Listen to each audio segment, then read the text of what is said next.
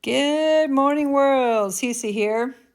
Hey, this one really hits home for me because I grew up in an environment where I just wanted to prove myself. I wanted validation. I wanted someone to say, "You did good." I wanted to feel like I made it, like I was enough. And that mattered to me a lot. And I think because of that, for a long time, I felt like I needed people to understand me in order for me to feel okay. Like if I could just explain myself better, or if I could just get them to see it the way I see it, then maybe I'd feel validated. But here's what I've learned. Not everyone is meant to understand me or you. And that's not a bad thing. You know, we spend so much time trying to explain ourselves to people who are never going to see it the way we do. Not because they're bad people, because they don't have your experience or mine. They don't have your perspective. They don't have your mindset. And they're not supposed to. At some point, you have to ask yourself, am I trying to be understood or am I trying to be validated? Because those are two entirely different things. And if you're consistently and constantly explaining yourself just to feel okay, man, that is exhausting. There is a difference between healthy communication and over-explaining your life to people who already decided how they feel about you. And I know this one personally because I used to replay conversations in my head thinking, if I just say it this way, or they'll finally get it. But they didn't.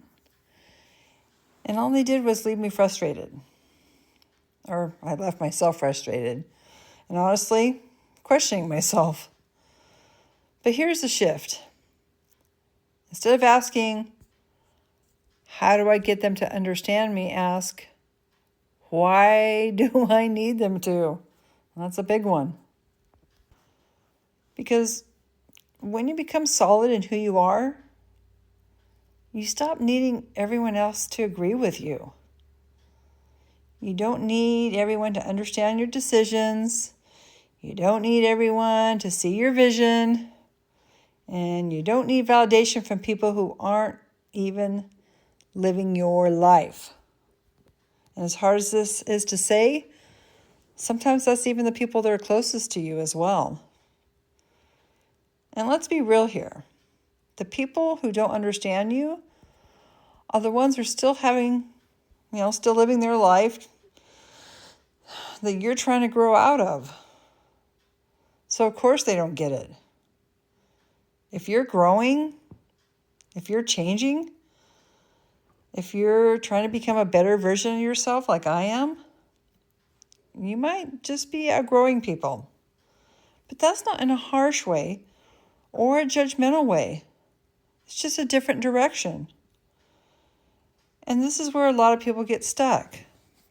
Because I did for the longest time. Because we think, well, if they don't understand me, maybe I'm wrong. No, no. Sometimes it just means you're evolving. And here's the truth. You don't need a crowd. You don't need everyone. You just need the right people. The ones who don't need a full explanation.